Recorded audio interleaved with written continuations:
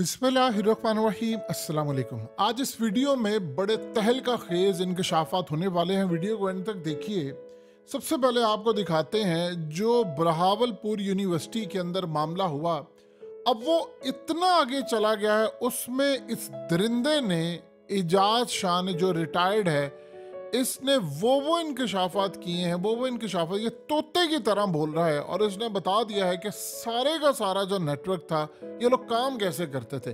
कुछ चीज़ें तो उसने नाम ले दी हैं बाकायदा, और उसने क्लियरली कहा है कि जी ख़ास तौर पर अपना जुर्म तस्लीम किया है। Doctor Abu Bakr, doctor Ranjha, Salim, doctor Tahir, doctor Imran, हम सब मुलविस थे, कैसे काम करते थे उस्ताद के, क्या मामला था।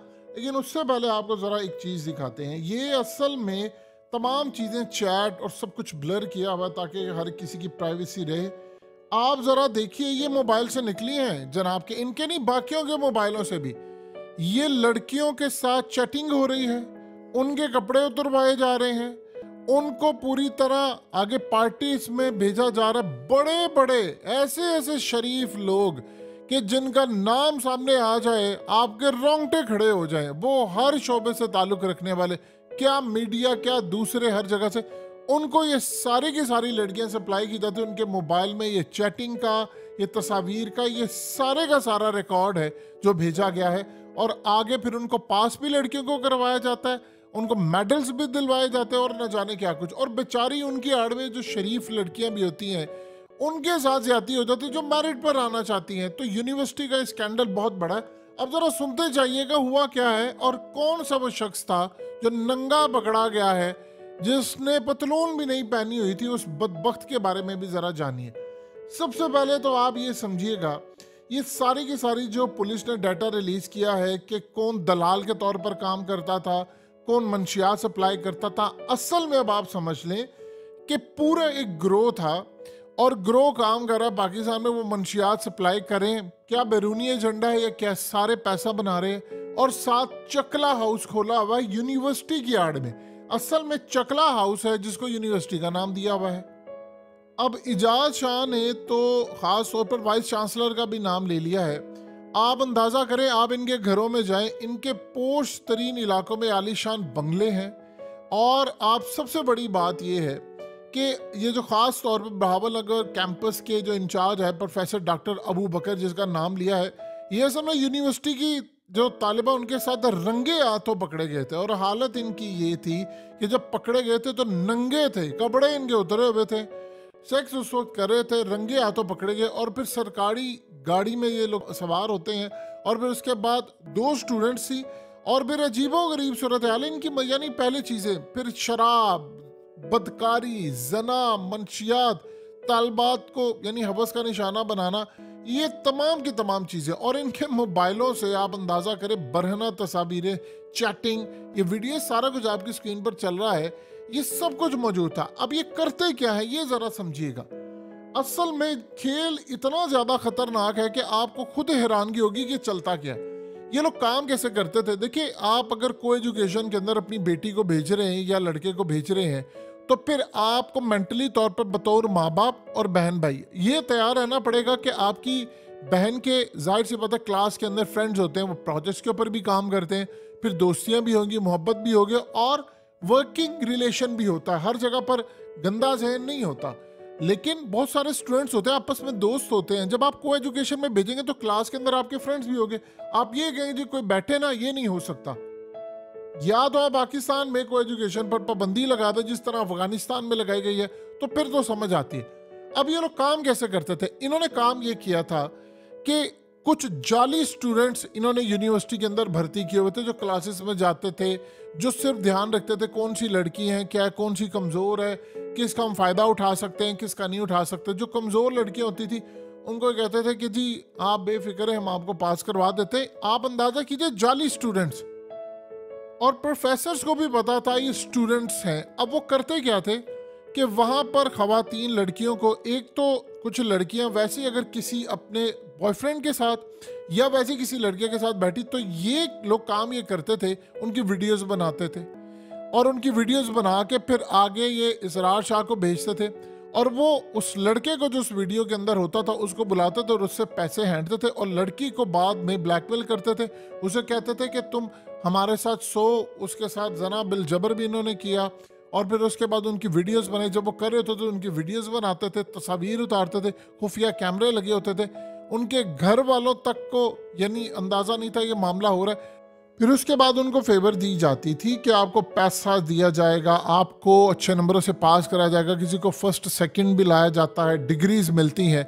और उसके बाद पाकिस्तान के बड़े बड़े लोगों को हर जगह पर हर शोबे से ताल्लुक रखने वालों की सेक्स पार्टियां होती थी, वहां पर इनको भेजा जाता था मंशियात देकर। फिर इनको बाद में उनसे सारे काम करवाए जाते थे और जिनको भेजा जाता फिर आगे उनको भी ब्लैकमेल किया जाता है। पार्टी से नहीं, इसमें करोड़ों अरबों रुपए का बिजनेस।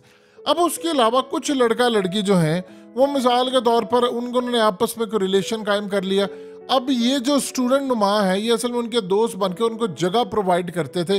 जगह प्रोवाइड करके फिर वहाँ कैमरे लगे हुए थे, वहाँ पर उनकी वीडियोस बनाते थे। ये पूरे का पूरा एक धंधा, इतना बड़ा नेटवर्क चल रहा था और इतना बड़ा नेटवर्क चल रहा था जिसमें प्रोफेसर शामिल थे, उनको लड़कियां सप्लाई होती थी। इवन के लड़कों को पकड़कर उनकी वीडियोस बनाई जाती थी, लाखों रुपए उनसे लेते थे।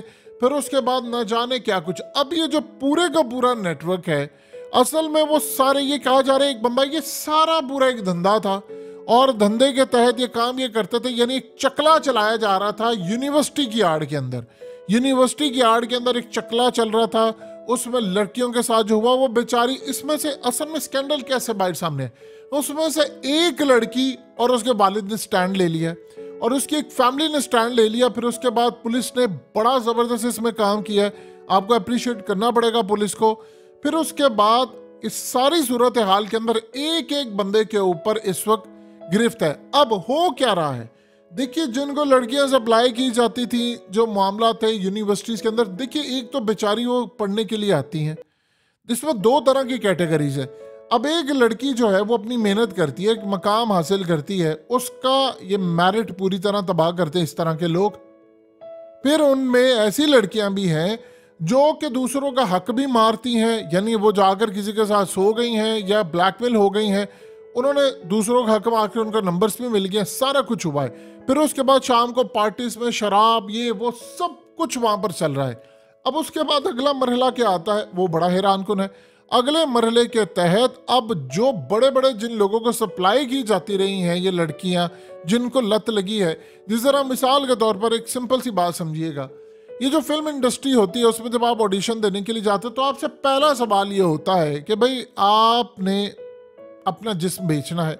अब मिसाल के तौर पर एक फिल्म अनाउंस हुई है, उसमें को 2-3 हज़ार लड़कियां आई हैं। अब जरा बिजनेस चेक कीजिएगा कैसे चलता है।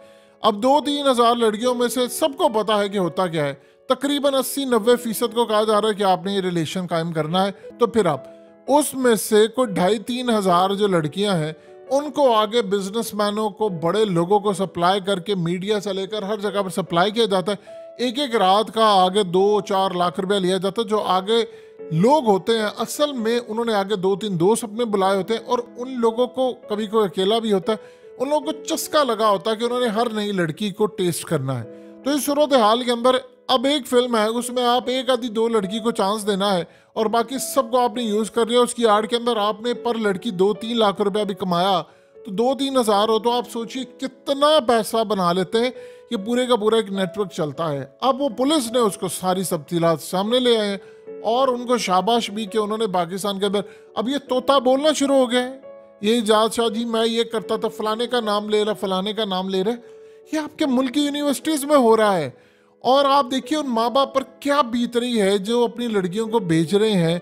देखिए अब सबसे बड़ी बात यह है कि खुलकर अब चीज़ें सामने, अब हरीम शाह की वीडियो लीक हुई तो आप बताइए, उसने कहा ठीक है बदनाम तो हो गए, मैं खुलकर सामने आ जाती हूँ।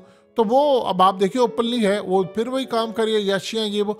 लोग डर जाते हैं कि जो उनकी वीडियोस इस मुल्क के अंदर सबके साथ कुछ ना कुछ हो रहा है। तो आप जब दबते हैं आपको और ब्लैकमेल करते हैं।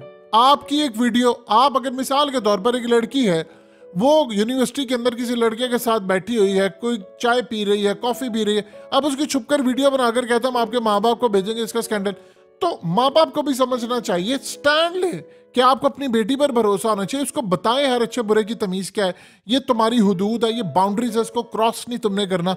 लड़कों को भी ये बात समझाएं कि आपको वहां पर भेजा जा रहा है, किसी की जो लड़की है वो तुम्हारी बहन की तरह ही है, कि आप जब अपनी बहन को ये काम होते नहीं देख सकते तो आप दूसरों को क्यों करते हैं। तो इस सारी सूरत हाल के अंदर जब माँ बाप थोड़ा स्टैंड लेंगे और कोई भी ब्लैकमेल नहीं होगा, क्या कर लेंगे, आपकी अगर तस्वीर उन्हें ले ली है तो जाएं आप सीधा FIA के अंदर और जाकर के ये कुछ, क्योंकि किसी ना किसी तरह तो उन्होंने आपको कम्युनिकेट किया। अब एक लड़की ने स्टैंड लिया तो आज देखिए कितनी लड़कियों की जिंदगी बच गई है, और न जाने कितने इस जंगल में थी जो बच गई हैं, और न जाने हजारों नहीं लाखों जो पूरा नेटवर्क है, लेकिन जिनको सप्लाई किया गया है अब वो काम ये कर रहे हैं कि किसी ना किसी तरह इनको अब पकड़ने की कोशिश करें, यानी केस दबाने की कोशिश करें ताकि मामला ठंडा हो। पाकिस्तान में कभी किसी को सजा नहीं मिली, अगर इसको सजा मिल जाती तो और बहुत सारे नेटवर्क बेनकाब होंगे, लेकिन अभी नजर नहीं आ रहा कि ऐसी सूरत हाल में, क्योंकि माजी जो देखा है, जो फंसता है वो बाद में बच भी जाता है क्योंकि उनके हाथ बड़े लंबे होते हैं।